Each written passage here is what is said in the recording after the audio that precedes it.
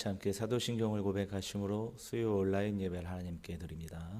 전능하사 천주를 만드신 하나님 아버지를 내가 믿사오며 그 외아들 우리 주 예수 그리스도를 믿사오니 이는 성령으로 잉태하사 동정녀 마리아에게 나시고 본디오 빌라도에게 고난을 받으사 십자가에 못 박혀 죽으시고 장사한 지 사흘 만에 죽은 자 가운데서 다시 살아나시며 하늘에 오르사 전능하신 하나님 우편에 앉아 계시다가 저리로서 산 자와 죽은 자를 심판하러 오시리라.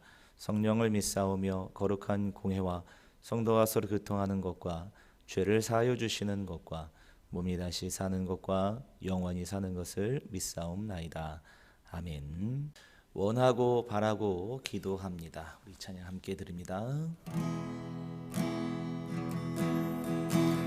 이 세상을 살아가는 동안에 나의 힘을 의지할 수 없으니 기도하고 낙심하지 말 것을 주께서 참 소망이 되심이라. 하나님의 꿈이 나의 비전이 되고 예수님의 성품이 나의 인격이 되고 성령님의 권능이 나의 능력이 되길 원하고 바라고 기도합니다.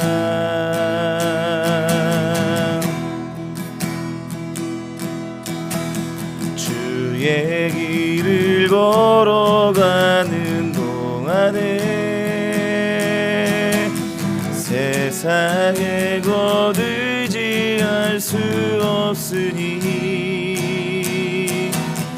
감사하고 낙심하지 말 것을 주께서 참 기쁨이 되시리라. 하나님의 꿈이 나의 비전이 되고 예수님의 성품이 나의 인격이 되고 성령님의 권능이 나의 능력이 되길 원하고 바라고 기도합니다.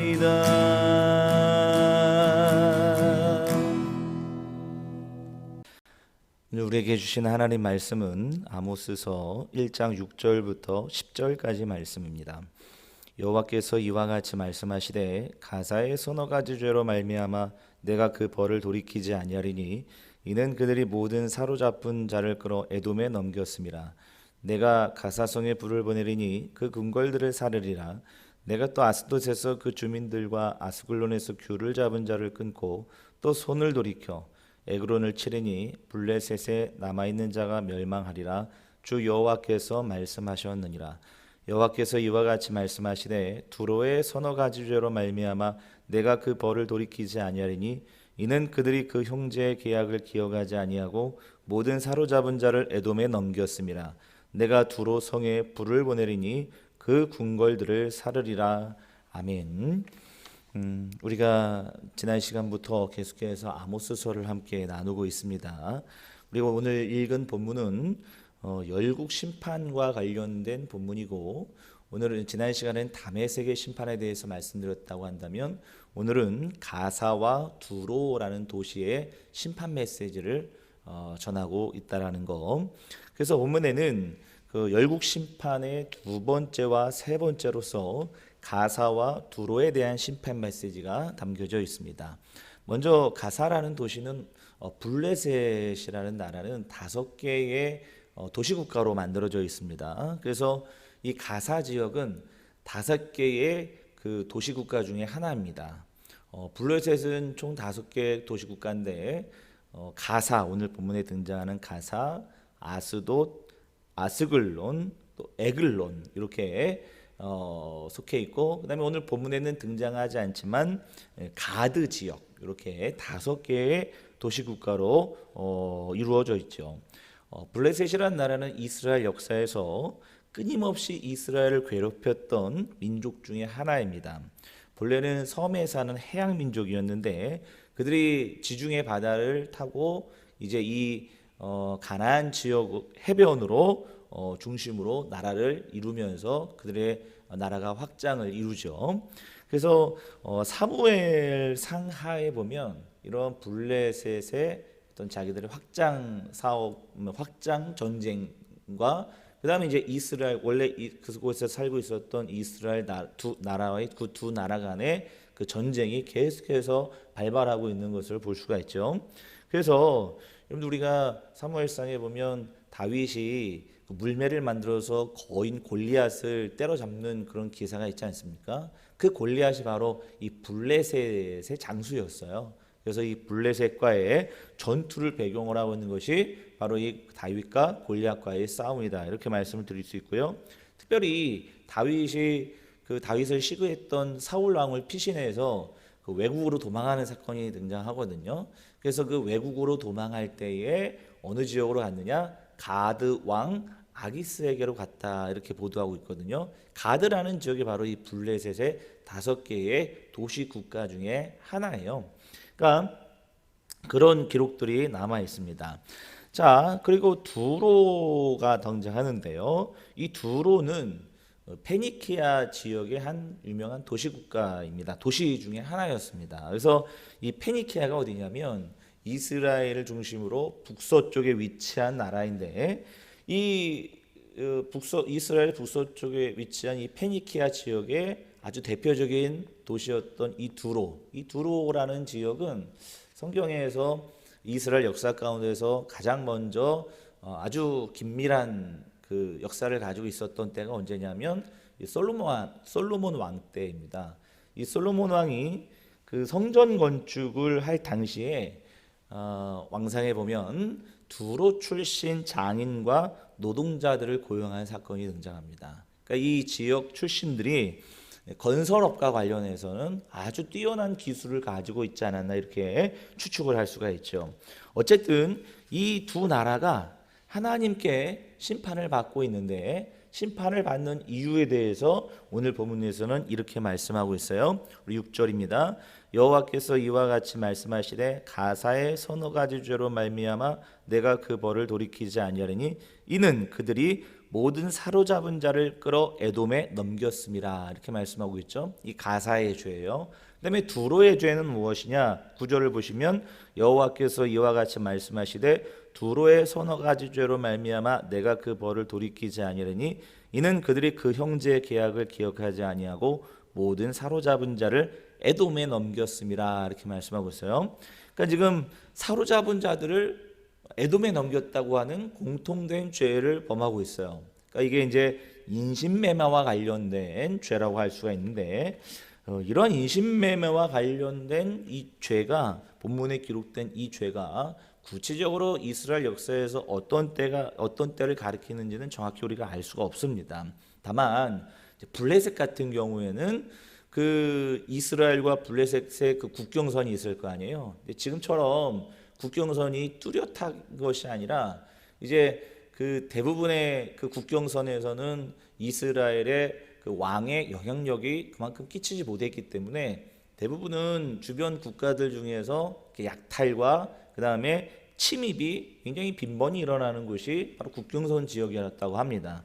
그러니까 블레셋과 이스라엘과의 그 국경선 지역이 제일 많이 이제 블레셋의 약탈지로서 많은 역할들을 했던 것으로 우리가 알고 있는데, 그러니까 끊임없이 블레셋 사람들이 그 이스라엘 국경선에 있는 도시들을 마을 단위로 계속해서 약탈하고 그 다음에 이제 그 습격하는 그런 일들이 벌어졌다고 우리가 알 수가 있는데, 아마도 그 약탈과 습격할 때에 그러니까 노인들은 제외하고 여자와 아이들을 사로잡아서 그들을 에돔 지역으로 노예로 팔지 않았나, 이렇게 우리가 추측할 수 있지요. 그 다음에 이제 두로도 마찬가지입니다. 두로도 인신매매가 활발했다 이렇게 얘기하고 있는데 두로 지역에서도 어떤 인신매매의 구체적인 어떤 역사적인 기록은 발견할 수가 없고요. 아마도 이 지역도 이제 상업이 발달하다 보니까 상업과 무역이 발달하다 보니까 이 지역에서 인신매매가 아주 활발히 이루어지지 않았나 이렇게 추측을 할 수가 있습니다. 다만 오늘 본문에 보시면 두로와 관련된 죄에 대해서는 한 가지 더 언급이 돼요. 여기 보시면 9절 보시면 그 형제의 계약을 기억하지 아니하고라고 말씀하고 있거든요. 형제의 계약이 도대체 뭘까? 그러니까 가장 이스라엘 민족과 이 두로와의 계약과 관련돼서는 그래도 제일 많이 추측할 수 있는 것이 무엇이냐면 그 아합 왕 때에 북이스라엘의 아합 왕 때에 정략 결혼을 합니다. 그러니까 주변에 있는 나라들에서 왕비를 데려가서 서로 전쟁이 일어나지 않도록 정략 결혼들을 하는데 그 중에 하나가 두로 출신이었던 이세벨이라는 여인을 왕비로 삼는 거였어요.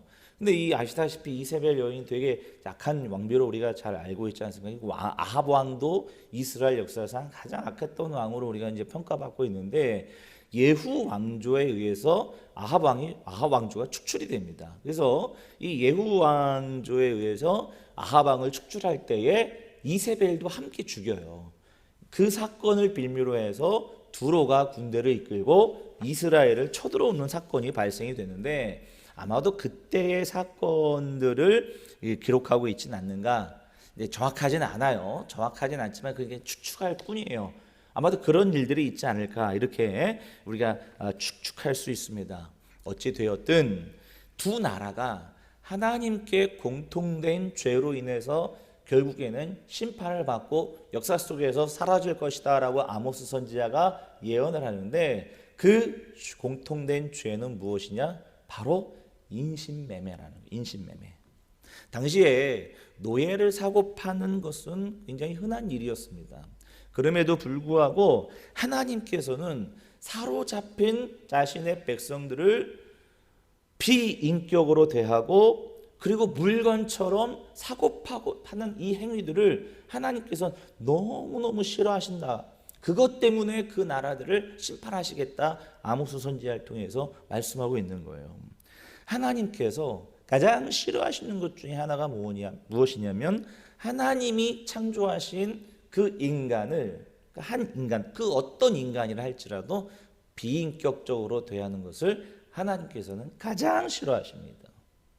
교회가 한 사람 한 사람을 구원받을 하나님의 백성으로 대하지 아니하고 그들을 단순히 헌금을 내는 대상으로만 여길 때 그 교회는 망할 수밖에 없는 거예요. 어떤 회사가 그 공동체를 이룰 한 직원으로 보지 않고 단순히 돈을 벌어줄 한 어떤 물건으로만 볼 때, 그 돈을 벌어주는 기계로만 인식할 때 그 회사는 망할 수밖에 없는 거예요. 인신매매가 악한 이유는 뭐냐면 바로 한 인간을 인격적으로 대하지 않는 한 인간의 인생을 전부 다 송두리째 그의 삶을 빼앗는 행위이기 때문에 인신매매가 너무너무 악한 것입니다. 그 어떤 누구도 하나님께서 창조하신 한 인간을 비인격적으로 대하거나 자신의 욕망과 욕구를 채우기 위해서 물건처럼 대하는 것은 하나님께서 원하시지 않는 가장 싫어하시는 것 중에 하나라는 사실을 반드시 기억하셨으면 좋겠습니다. 여러분, 내가 하나님께 창조받은 귀한 인간이라고 한다면 우리 주변에 있는 그 어떤 누구도 어떤 사람도 귀하지 않은 존재가 없음을 반드시 기억하셔야 됩니다.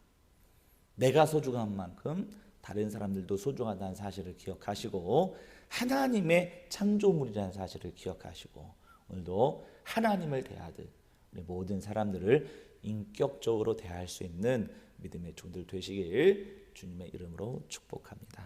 함께 기도하겠습니다. 거룩하신 하나님 아버지, 가사와 두로가 하나님께 심판받았던 이유는 한 사람의 삶과 인격을 송두리째 빼앗는 인신매매 때문임을 오늘 말씀을 통해서 깨닫습니다. 하나님께서 가장 싫어하시는 죄 중에 하나는 하나님께서 창조하신 인간을 비인격적으로 대하는 것임을 오늘 말씀을 통해서 깨닫사오니, 우리가 소중하다고 한다면 다른 사람들도 소중함을 깨닫게 하시고 인격적으로 사랑으로 대할 수 있는 저희들의 삶이 될 수 있도록 인도하여 주시옵소서. 예수님의 거룩하신 이름으로 간절히 기도하옵나이다. 아멘. 하늘에 계신 우리 아버지여, 이름이 거룩히 여김을 받으시오며 나라에 임하옵시며 뜻이 하늘에서 이루어진 것 같이 땅에서도 이루어지이다. 오늘날 우리에게 일용할 양식을 주옵시고 우리가 우리에게 죄 지은 자를 사하여 준 것 같이 우리 죄를 사하여 주옵시고 우리를 시험에 들게 하지 마옵시고 다만 악에서 구하옵소서. 대개 나라와 권세와 영광이 아버지께 영원히 있사옵나이다. 아멘.